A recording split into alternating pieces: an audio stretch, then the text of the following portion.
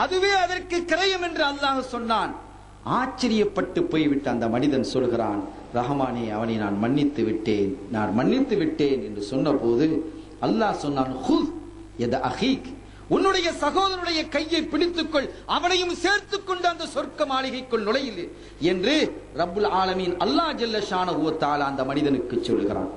நாம் எண்ணி பார்க்கிறோம், எவ்வளவு பெரிய மகத்தான பாக்கியம் அவர்களுக்கு கிடைத்திருக்கிறது. இது மன்னிப்பினுடைய தன்மையை காட்டுவது ஒரு பக்கம் இருக்கட்டும், அங்கு நடக்கக்கூடிய அந்த நிகழ்ச்சியை பார்க்கக்கூடிய பார்வையினுடைய சக்தியும் ஆற்றலும் ஸல்லல்லாஹு அலைஹி வஸல்லம் அவர்களுக்கு இருந்தது. அத்தகைய பார்வையிலும் கூட வித்தியாசப்பட்டு போய்விடுகிறார்கள். நம்மிலிருந்து அவர்கள் வித்தியாசப்பட்டு போய்விடுகிறார்கள். நமக்கு தெரியாதா? கேள்வி அறிந்த ஒன்று, தெரிந்த ஒன்று, பல கிரந்தங்களிலும் குறிப்பாக புகாரியிலும் இடம்பெற்றிருக்கக்கூடிய செய்திதான்.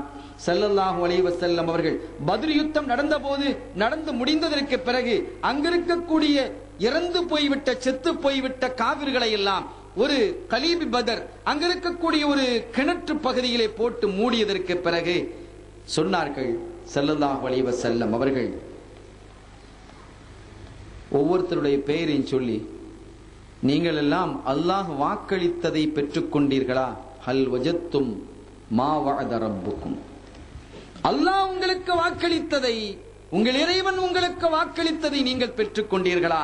எனக்கு வாக்களித்ததை நான் பெற்றுக்கொண்டேன். மகத்தான வெற்றி தருவதாக அல்லாஹ் குர்ஆனில் சொன்னான். அது எனக்கு சொன்னான், அந்த வாக்கை நான் பெற்றுக்கொண்டேன். உங்களுக்கு வாக்களித்ததை நீங்கள் பெற்றுக் கொண்டீர்களா? ரசூல் கேட்கிறாங்க. யாரோட பேசுறாங்க? மையத்தோட, செத்து போன காபிர்களோட பேசுறாங்க. இப்போ உமர் ரலியல்லாஹு அன்ஹு கேட்கிறாங்க, நாயகமே, அவங்கள செத்து போயிட்டாங்களா, அவங்களோட எப்படி பேசுறது, அவங்களுக்கு எப்படி விளங்கும் என்று கேட்கும் பொழுது ஸல்லல்லாஹு அலைஹி வஸல்லம் அவர்கள் சொன்னார்கள், நீங்கள் கேட்பதை விட அவர்கள் தெளிவாக கேட்கிறார்கள். நீங்கள் கேட்பதை விட அவர்கள் தெளிவாக கேட்கிறார்கள். இது நமக்கு தெளிவான ஒரு விஷயம். ஹதீதுகள் இருக்குது, நாம் அறிந்த விஷயம்.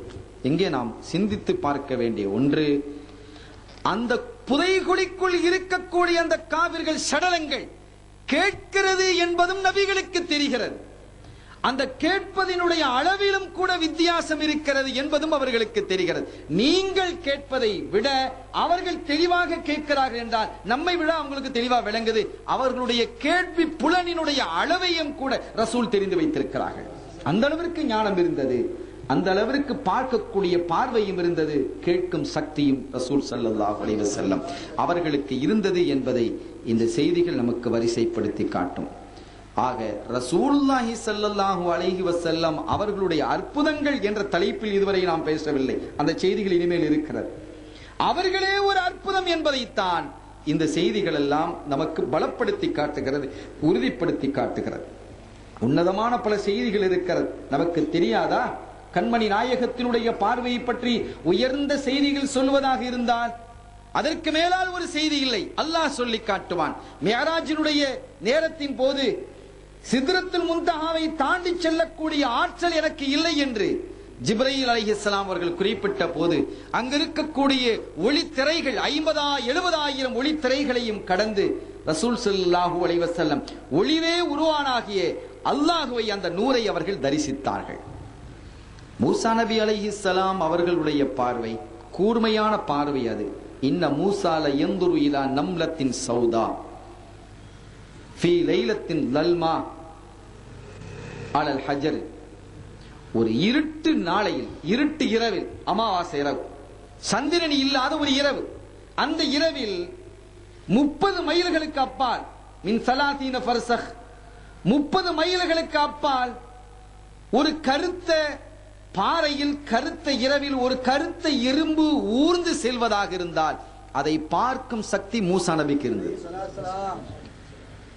அதை பார்க்கக்கூடிய ஆற்றல் நபி மூசா அலைஹிஸ்ஸலாம் அவர்களுக்கு அல்லாஹ் வழங்கியிருந்தான். எவ்வளவு பெரிய பார்வையினுடைய தீட்சண்யம், அவ்வளவு பெரிய பார்வை இருந்தது.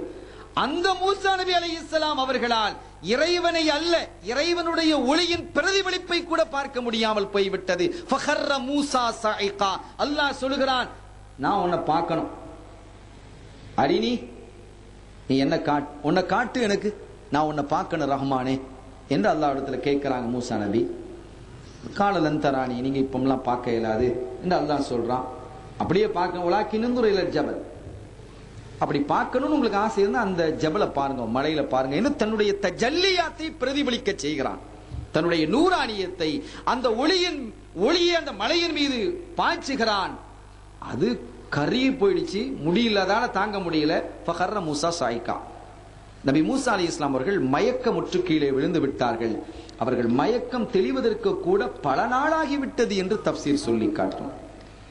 இன்னொரு செய்தியும் கூட சொல்லுவார்கள், மூசா நபி அலைஹிஸ்ஸலாம் அவர்கள் அந்த தஜல்லியாத்தினுடைய பிரதிபலிப்பை பார்த்து மயங்கி வந்ததற்கு பிறகு அதனுடைய அசர் குணப்பாடு அவர்களுடைய கண்களில் இருந்தது.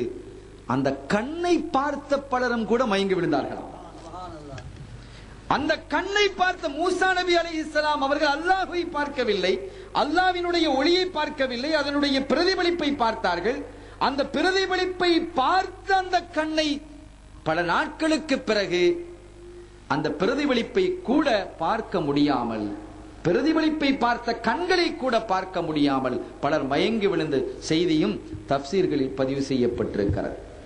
சங்கைக்குரியவர்களே, அப்படியானால் இவ்வளவு பார்வையில் கூர்மையும் தீட்சண்யமும் உள்ள மூசா நபி அலைஹிஸ்ஸலாம் அவர்களுக்கே இந்த நிலை என்றால், நபிகள் ஸல்லல்லாஹு அலைஹி வஸல்லம் அவர்கள் அல்லாஹ்வை நேரடியாக பார்த்தால் எப்படி இருக்கும்? எப்படி இருந்தது? அவர்கள் பார்த்தார்கள் தானே. வஹாபினுடைய கொள்கையை விடுங்க, அவங்க மேராஜ் இல்லைன்னு சொல்றாங்க. இஸ்ரா தான் இருந்தது, மேராஜ் இல்ல அப்படிங்கிறாங்க. இங்கிருந்து பைத்துல் முகத்தஸ் வரைக்கும் போனதான் சரி, அங்கிருந்து 7 வானங்களை கடந்து அல்லாஹ்வை தரிசிக்கிறாங்க கொண்டாங்க, அதுக்கெல்லாம் சரியான ஆதாரங்கள் இல்லை. ஆனா புகாரியிலேயே மேல போயிட்டு வந்தது 7 வானங்களை கடந்ததெல்லாம் இருக்கு. அது கனவு, எனக்கு ஒரு விளக்கத்தை சொல்லுவான், சரி அதை விடுங்க, அதை அந்த சப்ஜெக்ட் எடுத்தா வேற மாதிரி போயிட்டு இருக்கும். அருமையானவர்களே, மூசாவினுடைய நிலை இப்படி இருக்கிறது என்று சொன்னால், ஸல்லல்லாஹு அலைஹி வஸல்லம் அவர்கள் அல்லாஹ்வையே நேரடியாக பார்த்ததாக நாம் சொல்லுகிறோம். அப்போது எப்படி இருந்தது? அல்லாஹ் சொல்லுவான் அல்லவா, குர்ஆனில் சொல்லுகிறான், மா ஜாகல்